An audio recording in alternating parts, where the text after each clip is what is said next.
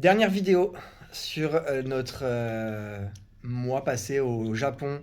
Et comme je l'ai dit sur la dernière, je suis un peu obligé d'enchaîner à cause du Wi-Fi qui était catastrophique. J'ai pas pu mettre en ligne les vidéos à temps. Donc je me retrouve avec du retard, mais c'est pas grave, on essaie de le rattraper. Et donc là, on va simplement vous parler d'Hiroshima. L'idée, c'est de faire une vidéo relativement courte avec pas mal d'images et de la musique. Mais Lina, est-ce que tu peux nous donner ton ressenti sur Hiroshima? C'est très relaxant, c'est très calme, c'est un autre Japon en fait, on a l'impression, puisque le Japon qu'on connaît et qu'on a vu, notamment à Tokyo, Kyoto et même Osaka, il y a beaucoup de foule, il y a beaucoup de monde, beaucoup de bruit, donc c'est très différent et moi j'ai bien aimé quand même de pouvoir découvrir une autre facette du Japon. Et puis c'est une grosse partie historique qui est très importante, que ce soit dans mon programme scolaire, mais pour savoir en général. Et puis j'ai beaucoup aimé apprendre et puis voir les restes, etc. Les restes? Tout ce qui est en rapport avec l'histoire.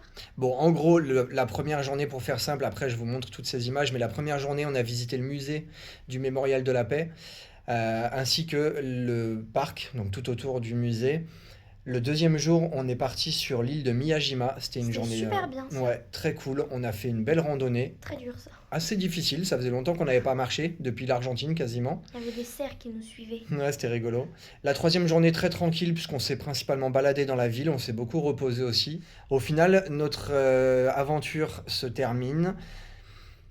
Vous verrez, on a quand même fait une vidéo bilan, ça faisait longtemps qu'on n'en avait pas fait, et donc du coup on a fait une vidéo bilan du Japon, donc là je vais pas voilà, en parler plus que ça, on a adoré, tout ce qu'on peut dire c'est qu'on a clairement C'était adoré. Et incroyable. puis voilà, on termine là, on se retrouve pour une prochaine vidéo très rapide pour notre nouvelle destination secrète. À Chut. bientôt.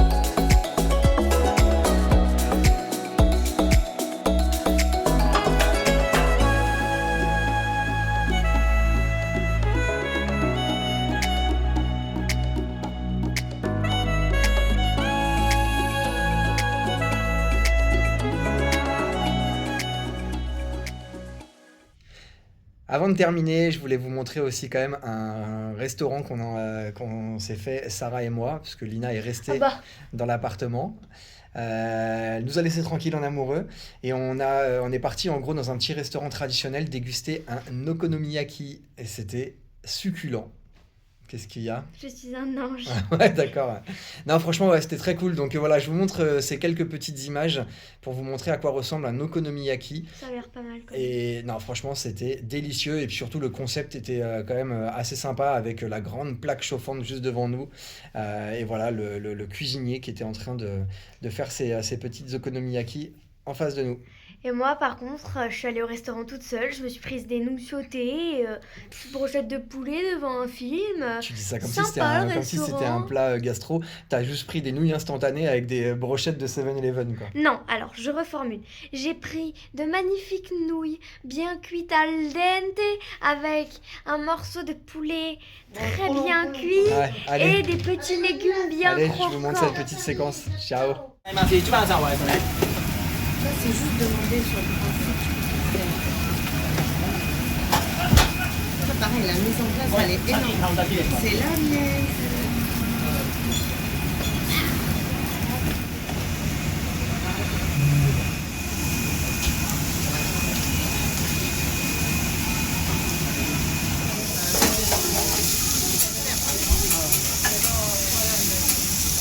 Mm.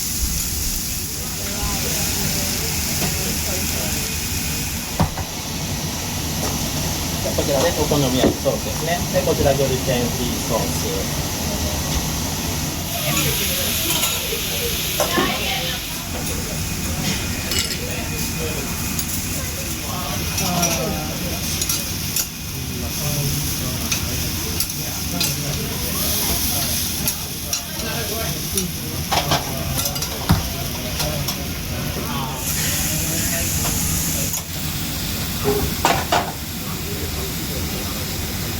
うどんハーフサイズ。